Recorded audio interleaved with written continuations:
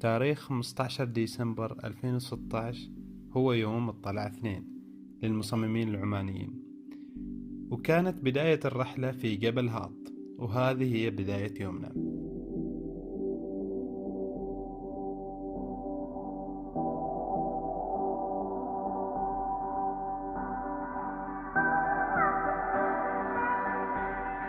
الشباب جالسين يجهزوا الريوق، حسام جالس يطبخ، مصطفى جالس ينسق الأمور.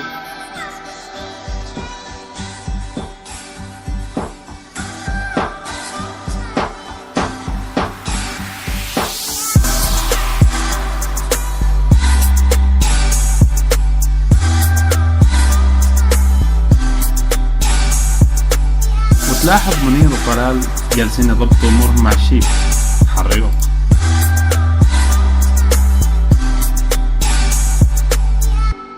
شوفوا لي حسام كيف مستحانق، يحرص ذا البيض الطماط يجهز بس عساس يحصل أول غرفة وتحقق الحلم. هنا أحمد جالس يضبطه ويعطيه أول غرفة بيض الطماط.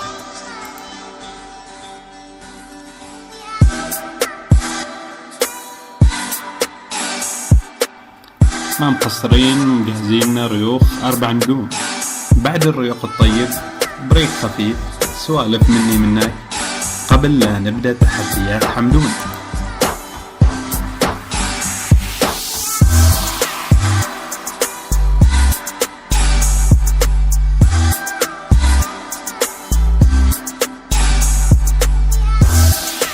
قبل التحدي معلم حمدون جالس يعطي instructions للشباب.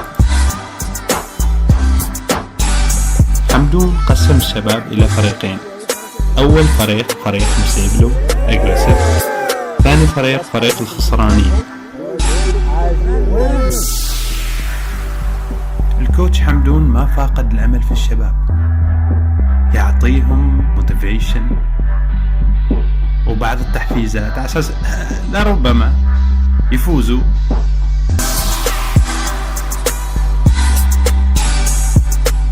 حتى أنا حمدون عيني مساعد حكم فريق مسيبلو فاز، وهذه أجواء الاحتفال.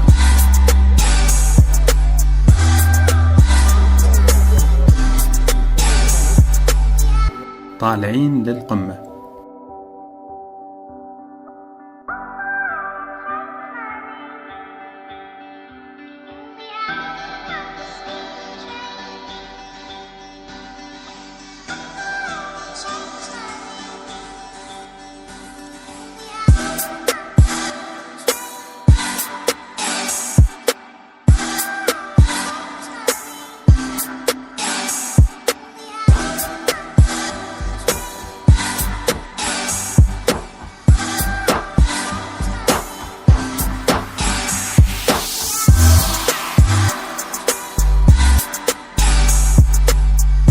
رايحين لمسفات العبريين.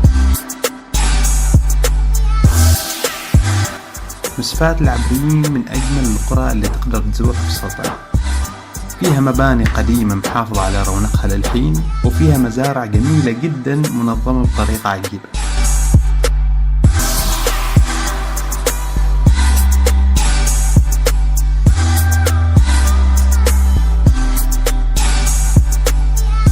وحمدون ما عنده شغل، قررنا نجهز الغداء ونلاهي بعض الشباب بالألعاب على أساس إنه ما يغشرونا. والله ها انزين خالد، وش استفدت من الطلعة؟ لحظة بس.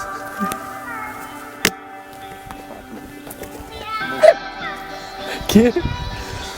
كنت أسألك وش استفدت من هذه الطلعة اللي طلعناها مع الديزاينر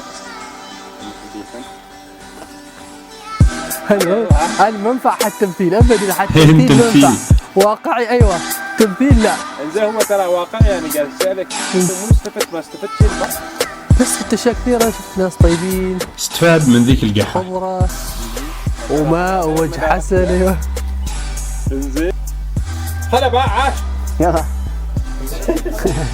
ما أقول لك. كيف كل شيء والله أمس كان يوم جميل، رحلة طيبة مع الشباب المصممين. من فادك أكثر واحد؟ والله ياسر. اللي استفدت منه اللي هو IK ديزاينر. جميل. انزين، وكذلك منير سليمي، كذلك مظفر، وبانتظار كتاب اللي يصدر وبإذن الله راح نقتني. نعم. ايش تبغى نقول يعني؟ تكلم شيء. ايش تتكلم عن ايش؟ كيف؟ ايه لكن ايش يعني عن ايش بالضبط؟ كله انطباعك عن الشباب وايش اسمه استفدت من الامور طيبه ما طيبه كيف؟ ايش هي اسمها لحظات الطلعة؟ طلعت ايش؟ فنون الطهي. الحين انا ما عرفت احمد اللي يسأل ولا انا. ايش اسم المنطقة هذه؟ الحين احنا نوير ما اعرف. زين مظفر؟ اقص خلط مو اللي ناقص الرحله تبغى في الرحله الجايه. المهم تكلم قول اي شيء.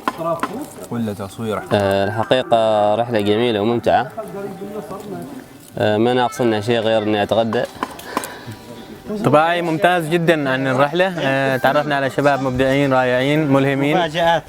استفدنا منهم، شاركونا تجاربهم خبراتهم واخبارهم احباطاتهم نجاحاتهم، ونتمنى ان شاء الله هذه الاجتماعات والتجمعات تستمر ان شاء الله. جميل. متى تتوقع الطلعة الجاية ان شاء الله؟ اتوقع انها في اقرب وقت، اقل من سنة، لانه الشباب حماسهم عالي.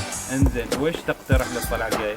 اقترح الطلعة الجاية انه نجيب معنا شيء نذبحه، يعني بدل ما نجيب لحم جاهز. خلع. وبعد الغداء قرروا المنظمين أن يعطوا الشباب اللي كانت لهم بصمة كبيرة في الرحلة ساعات من تايرك إلى نيفا، اللي هي كانت سبونسر للرحلة هذه.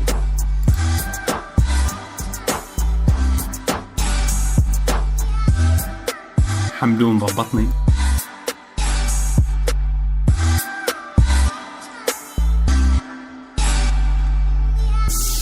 كانت رحلة ولا أروع. أشياء عظيمة استفدناها من هذه الطلعة. استفدنا من تجارب الشباب اللي كانوا معنا، مع عامل المكان اللي كان مساعد جدا للإلهام، ومنير اللي أتحفنا بالحكي عن الانيميشنز.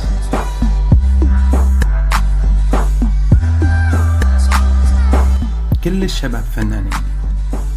الفن أو الفنون هي نتائج إبداع الإنسان، وتعتبر لون من الثقافة الإنسانية لأنها تعبر عن الذاتية. الفن هو التعبير الجمالي عن فكرة أو ذوق معين.